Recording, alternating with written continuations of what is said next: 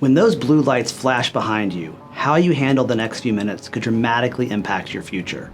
Here's what you must do and what you're not required to do during a traffic stop. First, you must pull over safely. Turn off your engine and place your hands visibly on the steering wheel.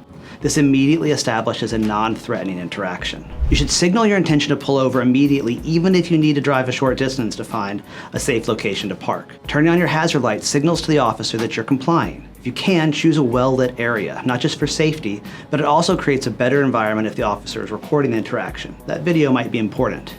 Keep in mind that officers approach traffic stops with heightened alertness due to potential dangers, so quick or unexpected movements can escalate tension. Be calm. The initial impression you give influences how the rest of the interaction will proceed. You must provide your license, registration, and insurance when requested. Simply say, "Officer, I'm reaching for my documents in the glove compartment now." And before the officer approaches, if possible, place these documents where you can easily access them, maybe above you. If you need to reach into your console, glove compartment, or other area of the vehicle, clearly narrate the actions you're making before you take them. Never reach for those documents until you're instructed to do so. If your documents are in an unusual location, like a trunk or the back seat, tell the officer before making any movements to retrieve them. Be aware that officers are trained to look for signs of impairment during this exchange, and they'll note any fumbling with documents, confusion about which documents to provide, or difficulties locating required paperwork as potential indicators of impairment. You must identify yourself when asked. Now, this fulfills your legal obligation. In Tennessee, there's a legal requirement to identify yourself when detained by law enforcement. However, that requirement is limited to providing your name, and if you're behind the wheel, your license and registration. Beyond basic identification, you're not obligated to answer any questions about where you're coming from, where you're going, or what you've been doing. These questions are often designed to establish probable cause or to gather evidence, particularly in potential DUI situations. They may say, "Hey, have you been at the bar?" If an officer asks these additional questions, you can politely respond, "I provided my identification as required by law, but I respectfully decline to answer any further questions." Now, this response maintains an appropriate balance between compliance with that legal requirement of identifying yourself and exercising your constitutional rights. Now, there are also things you are not legally required to do. You do not, repeat, not have to consent to a search of your vehicle. You can just say, "Officer, I don't consent to any searches of myself or of my car." But look, just because you say no to a search doesn't mean they can't look through your car. They can look in the back seat, look through the windows. In some cases, they get to search certain things. They may go ahead and do it anyway. For example, if they have a good reason to believe you got something illegal in there, they may have probable cause. Or if they're worried you might have a weapon, they might be able to do a quick safety check. And then if they end up arresting you, they do get to look around a bit. And if they get a warrant from a judge, then all bets are off. But here's the thing, by saying no, you're making them justify why they searched, and that could be critical later. You're not just gonna give them a free pass to snoop around. Now, saying no to a search takes away their easiest excuse for looking through the car. You'd be shocked how many people just say, "Sure, go ahead," without really knowing they can refuse. When you say no, the officer has to come up with a legitimate reason to search if he's going to do that, and that's on them, not you. If they decide to search you or your car anyway after you said no, don't get physical or try to stop them. That'll just make everything much, much worse. Instead, just say, "I want it to be clear that I do not consent to this search." Say it loudly enough that if there's any sort of recording device, it will get picked up on that device. That little statement could be super helpful later. Your attorney could challenge whether the search was even legal in the first place. You do not have to perform field sobriety tests. These are voluntary, and you can politely say, "I respectfully decline to perform these tests." Now, let's be real about these roadside tests. They're basically designed for you to fail. Think about it. You're standing on the shoulder of some highway with cars zooming by maybe 60, 70 miles an hour. Maybe it's freezing cold or blazing hot, and you have an officer staring you down, judging every move. Talk about pressure. Even totally sober people can mess these tests up all the time.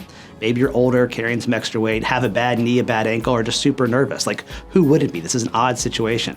You're wearing the wrong shoes. You could look drunk when you're completely sober. And officers almost never tell you that you can just say no thanks. They'll say something like, "Well, I need you to step out and perform some tests." That sure sounds like you have to do it, but you don't. Most folks have no clue they can refuse without getting in trouble for it. But if you do decide to say no, just be ready for them to push back a bit. They might ask you several times or hint that not doing these tests will somehow make things worse for you. Don't fall for it. Just stay super polite, but stick to your guns. I respectfully decline to perform any field sobriety tests, officer. You also do not have to answer any questions about where you've been or what you've consumed. You could say, "I'd prefer not to answer any questions." You could add, "without my attorney," if you want, but just saying no is sufficient answer on its own. You know those casual sounding questions they ask, like, "So where you been tonight? Had anything to drink?" They may seem friendly, right? But here's the thing, these are not just friendly chit chat. They're officers who are trained to fish for information they can use against you, to justify more tests or maybe build their case later. And let me tell you, answering almost never helps in your situation. Even something that seems innocent, like, oh, I just had a couple beers with dinner, is basically handing them evidence on a silver platter. You just admitted you've been drinking. Now they have reason to investigate further, and your own words will absolutely show up in their police report. Now sometimes officers, they can be pretty clever, right? They're gonna use tricks, just like staying quiet, to see if that silence will make you uncomfortable, and you'll start talking and fill that gap. Maybe they'll ask, how many drinks did you have, instead of, did you have anything to drink? See how that assumes you were drinking in the first place?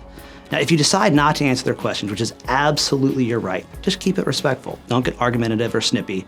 That'll just make everything worse. All you need to say is something like, officer, I'd prefer not to answer any questions. And if you want, you can add, without my attorney present. Simple, polite, but it gets the point across. It's both legally smart and keeps things from escalating. Remember, how you exercise your rights matters. Stay calm and polite. At Litson DUI, we understand these crucial interactions. Let our experience work for you. How you act during these stops matters almost as much as what you say.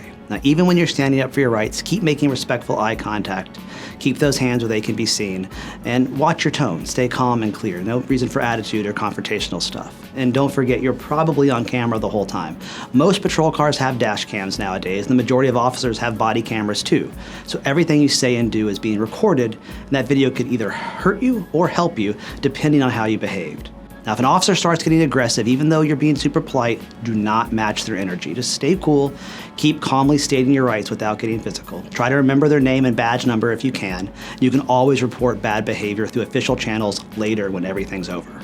Our attorneys at Litson DUI have watched hundreds of hours of footage over our careers. It's amazing how the tiniest details during these stops can completely change how a case turns out. Because we've seen so many of these interactions, we know exactly what to look for.